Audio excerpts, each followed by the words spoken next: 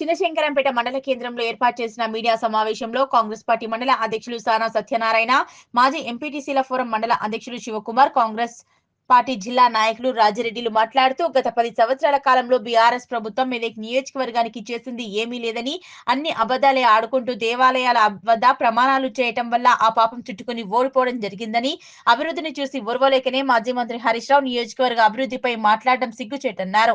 10 సంవత్సరాల పాలనలో ఏడుపాయల ఆలయానికి అభివృద్ధి కోసం నిధులు మంజూరు చేస్తున్నట్లు పేపర్లు చూపించడమే తప్ప ఏనాడు నిధులు కేటాయించి అభివృద్ధి చేయలేదని, మెదక్ జిల్లా కేంద్రంలో ఆసియాలోనే 2వ స్థానంలో ఉన్న చర్చి కోసం ఎలాంటి అభివృద్ధి నిధులు కూడా కేటాయించలేదన్నారు. మాజీ మంత్రి హరీష్ రావు కాంగ్రెస్ పార్టీపై చేసే విమర్శలు మానుకోవాలని, 10 సంవత్సరాల పాలనలో కల్వకుట్ల కుటుంబమే బాగుపడ్డ తప్ప రాష్ట్రంలో ఎక్కడా కూడా అభివృద్ధి జరగలేదని, అభివృద్ధి అంటే సిద్దిపేట జిల్లా సిరిసిల్ల తప్ప రాష్ట్రంలో ఏ నియోజకవర్గం కూడా అభివృద్ధి చెందలేదని, కాంగ్రెస్ ప్రభుత్వం ఏర్పాటైన సంవత్సరంలోపే రాష్ట్రంలో అభివృద్ధి పథంలో దూసుకుపోతుందన్నారు. నియోజకవర్గ అభివృద్ధి ధ్యేయంగా మెదక్ ఎమ్మెల్యే డాక్టర్ మైనంపల్లి రోహిత్ పనిచేస్తున్నారని, రాబోయే రోజుల్లో మెదక్ నియోజకవర్గాన్ని అన్ని రంగాల్లో అభివృద్ధి పరుస్తూ రాష్ట్రంలోనే ప్రత్యేక గుర్తింపు తెచ్చే విధంగా నిధులు తీసుకురావడం జరుగుతుందని తెలిపారు. ఈ కార్యక్రమంలో కాంగ్రెస్ పార్టీ మండల అధ్యక్షులు సానా సత్యనారాయణ, మండల ప్రధాన కార్యదర్శి పడాల సిద్దిరాములు, ఎంపీటీసీల ఫోరం మాజీ అధ్యక్షులు శివకుమార్, యూత్ కాంగ్రెస్ నాయకులు రాజశేఖర్ రెడ్డి, రాజా సింగ్, మోహన్ నాయక్, జీవన్, రమేష్ గౌడ్, అక్బర్, చందు, రమేష్, ఎదుల్స్మియా, రాజ్ కుమార్ గౌడ్, కుమార్ తదితరులు పాల్గొన్నారు. మాజీ మంత్రివర్యులు హరీష్ రావు గారు మెదక్ చర్చిని సందర్శించి మరి ముఖ్యమంత్రి గారు ఇక్కడ ఒట్టేసిపోయారు, ఏడపాయల అమ్మవారి మీద ఒట్టేసిపోయారు, మరి అన్ని మాట చెప్పారని చెప్పారు. హరీష్ రావు నీకు సిగ్గు శరం ఉందా? మరి ముందుగాల నీ కుటుంబం ఇలా నీ మామ మెదక్ జిల్లాలో పుట్టిండు, మీ కేటీఆర్ మెదక్ జిల్లాలో పుట్టిండు, మీ కవిత మెదక్ జిల్లాలో పుట్టి మరి 10 సంవత్సరాలు తెలంగాణకు పరిపాలించిన కుటుంబం మీది. మరి ఒక్కనాడన కనీసం ఇక్కడ ఏడుపాయలకు వచ్చిన ముఖం ఉన్నదా? మీకు ఏడుపాయల అభివృద్ధిని పట్టించుకునే ముఖం ఉన్నదా? మరి ముఖ్యంగా అన్ని అబద్ధాలు ముఖ్యమంత్రి గారు అంటారు, అన్ని అబద్ధాలు లేదు, ఒట్టు పెట్టుకుండు కాబట్టే రేపు పొద్దున మరి ఏడుపాయలకు ఇటు మెదక్ చర్చి గారికి వస్తున్నారు. మరి గతంలో ఎన్నో లేని ఈ విధంగా కనీవిని ఎరగని రీతిలో మా ఎమ్మెల్యే మరి రోహిత్ గారి చొరవతోని 350 కోట్ల మరి పెట్టుబడి మరి అభివృద్ధితో నిధులు మంజూరు చేశారు. మరి మీరు చూసినట్టయితే 10 ఏళ్ల కుటుంబ పరిపాలనలో బీఆర్ఎస్ అంటే బిల్లా రంగ సమితి, మరి అలాగనే నీ మరదలు చూసుకుంటే సారాయి దందా చేసి జైలుకు పోయి వచ్చింది.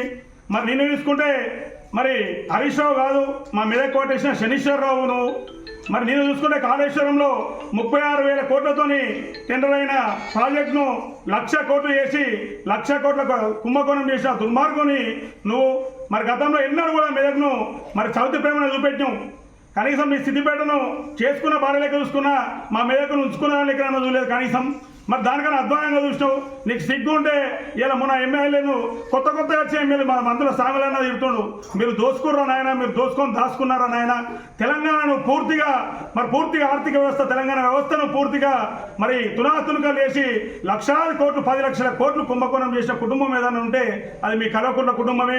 మరి కల్వకుంట్ల కుటుంబం అంటే మరి తెలంగాణకు ఏదో జాతిపితల కుటుంబం అనుకుంటారు బిడ్డ, కాదు. మరి పీతృగతుల కుటుంబం, తెలంగాణను పీక్కత్తిన పీతృగతుల కుటుంబం మీది.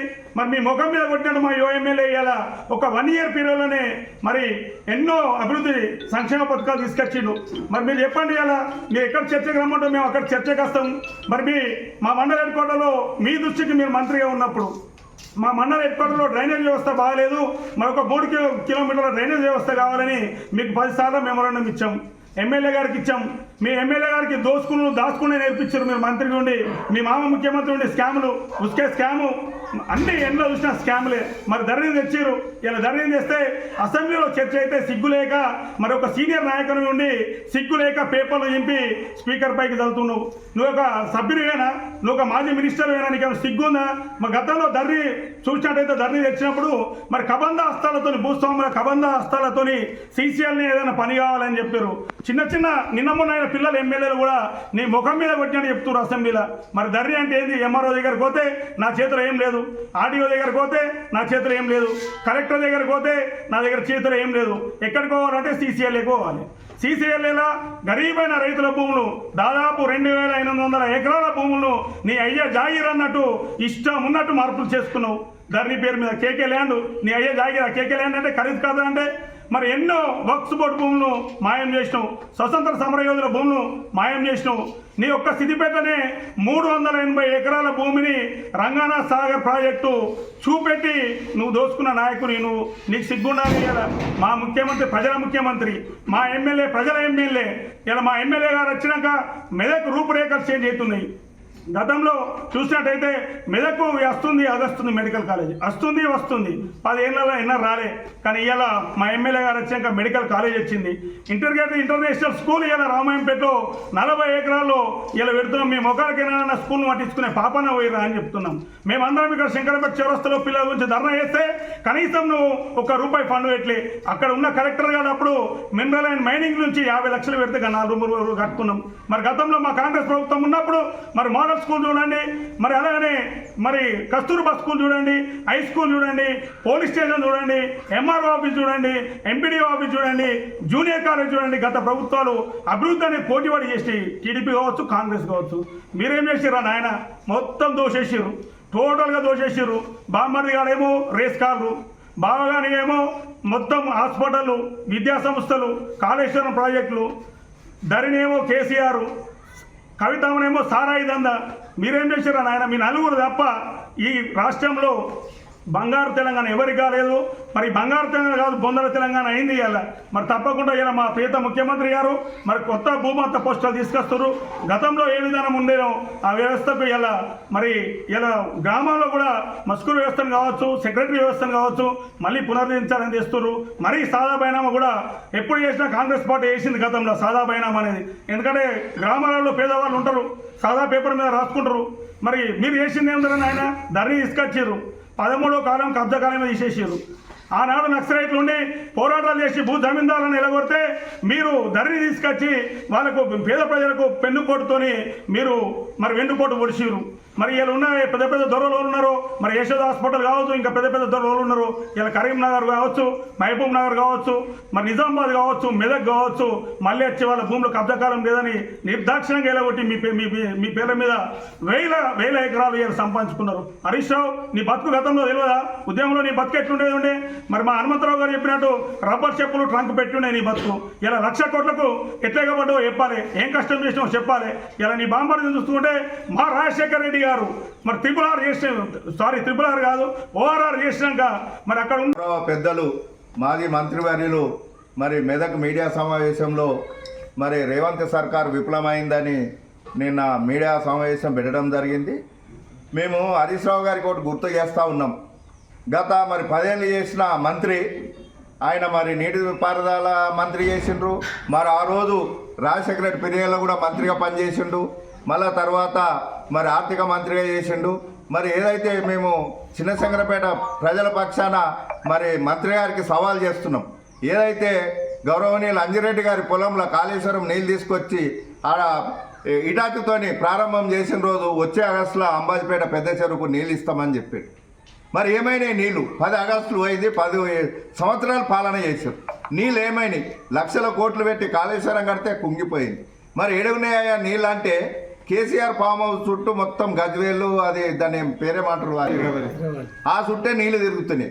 మరి ఏదైతే తెలంగాణ అభివృద్ధి చేసినామని మంత్రివర్యులు చెప్తూ ఉన్నాడు, అభివృద్ధి అనేది సిద్దిపేట సిరిసిల్ల గజ్వేల్ కాదు, రాష్ట్రం అంతా అభివృద్ధి చెందాలి. మళ్ళీ అదేవిధంగా కాంగ్రెస్ ప్రజాపాలన వచ్చి 1 సంవత్సరం గడిచింది, నిద్ర పడతలేదు నాయకులకు. రోజు ఒక దగ్గరికి గవర్నమెంట్ను నిందిస్తూ ఉన్నారు. మేము చేస్తూ ఉన్నాం, 6 గ్యారెంటీలు చెప్పినాం, 4 గ్యారెంటీలు 100% పూర్తయినాయి, 2 గ్యారెంటీలు మిగిలి ఉన్నాయి. ఒకటి ఇందిరమ్మ ఇండ్లు, రెండోది మహిళా భృతి 2500 వచ్చే సంక్రాంతికి విడుదల చేస్తామని నిన్ననే మంత్రివర్యులు చెప్తా ఉన్నారు.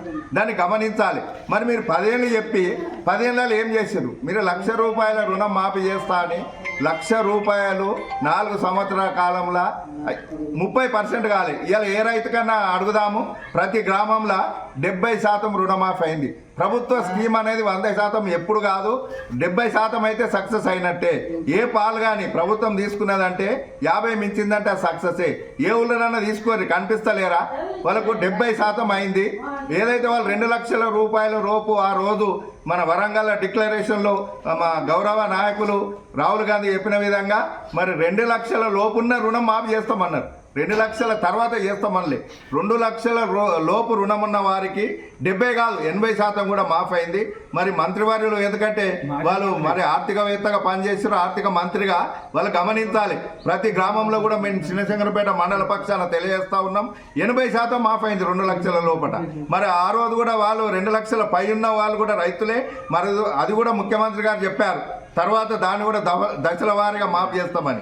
మరి ఏదైతే వీళ్ళు చెప్తా ఉన్నారు 6 గ్యారంటీలు ఒక్కటి కూడా కాలేదని, 4 అయినాయి. వాళ్ళ కళ్ళకు కనిపిస్తలేవా?